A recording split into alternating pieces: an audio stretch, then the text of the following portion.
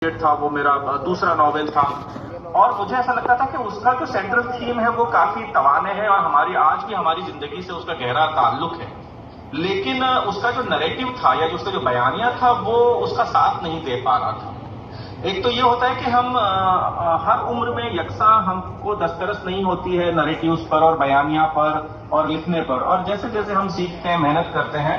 ہم آگے بڑھتے رہتے ہیں۔ جب اس ناول کی دوبارہ اشاعت کی بات آئی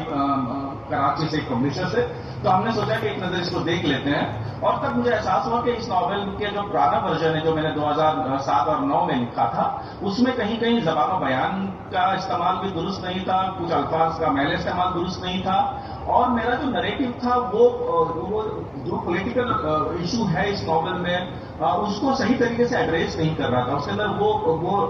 نباکت نہیں تھی، وہ نازکی نہیں تھی جو فن پارے کو بنیادی طور پر فن پارہ بناتی ہے۔ تو ان کمیوں کا احساس تھا، اور اس دوران میں نے شیہان کا ناول پڑھا اور شیہان سے بھی ملاقات بھی ہوئی، اور شیہان نے بھی یہی کیا تھا۔ اس کے پہلے ڈرافٹ کو، حالانکہ وہ پہلا ڈرافٹ اس کا پینگوئن نے چھاپا تھا،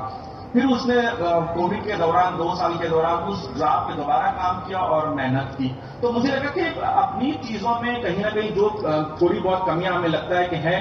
ان کو ری رائٹ کر کے ہم اگر ایک ریفائن اچھا ناول بنانے کی کوشش کر سکتے ہیں تو وہ کوشش کرنا چاہیے۔ اور میرا خیال ہے کہ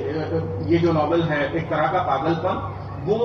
اس ڈرافٹ پر، اس مرکزی خیال کو ایک بالکل نئے بیانیہ اور ایک نیا کیریکٹر بھی میں نے اس میں انٹروڈیوس کیا ہے۔ تو اس طرح سے ایک نیا ایکسپریمنٹ ہے لٹریچر میں، اور کم از کم اردو کی حد تک میری نظر میں اس طرح کا ایکسپریمنٹ کسی نے کیا نہیں ہے۔ ہمیں ایسا لگتا ہے ہر بار کہ ہم نے جو کہہ دیا وہ آخری حتمی، ایسا ہوتا نہیں ہے۔ ادیب بھی سیکھتا رہتا ہے، اور میرا خیال ہے کہ یہ سیکھنے کے پروسیس کا ایک حصہ ہے میرا۔ جی شکریہ۔